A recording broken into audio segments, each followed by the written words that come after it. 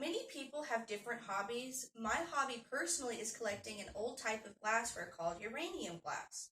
My favorite piece in my collection so far is this Hazel Atlas syrup bottle from 1916.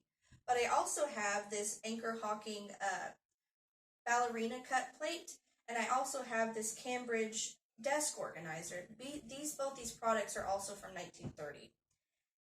Today I will discuss the fascinating history, uses, and the discontinuation of this particular product. Um, it started being produced roughly around 1830s, but it gained popularity during the Great Depression as a subtype of depression glass. Depression glass came in many different colors. It came in this type of green, but it also came in this type of pink, blue, and amber. Another way you can identify depression glass is also it was very cheaply made by brands such as Anchor Hawking, Cambridge, Fenton, and Federal. And a lot of these brands still make products. But one way you can identify it other than color is also it would have like very visible seams, it can have bubbles, various things like that. This type of glassware was given away free by these companies and the government to families through grocery stores, movie theaters, even oatmeal containers and gas stations as a way to kind of boost morale during the Great Depression and also to help families that may be financially struggling. And interestingly enough, depending on what you buy also depends on what kind of glassware you were given. As an example, if you bought like a large appliance, you would be given like a full glass set. And another way these stores would give out the product was they would have individual pieces of a complete set that were given away throughout the month, and by the end of the month you would have a full set of whatever style.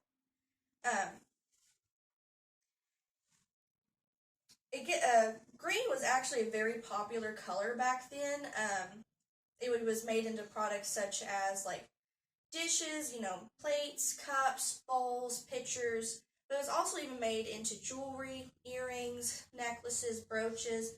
But my most fascinating to me of all of these different types of products was the houseware. They would even make lamps, and they would make kind of like their type of Tupperware, like our modern version of Tupperware. And they also would produce like candlesticks, desk organizers, and there's probably so much more I haven't even come across yet.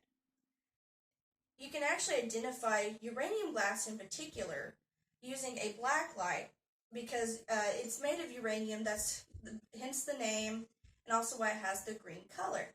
But uranium even shines a fluorescent green under black light. It won't give the same effect if you use just a regular flashlight. Another way you can also identify uranium glass is using a Geiger counter.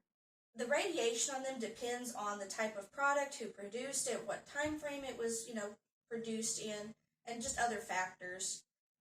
The discontinuation of this product happened right before World War II, and the reason for that was the government was needing uranium to produce atom bombs through the Manhattan Project.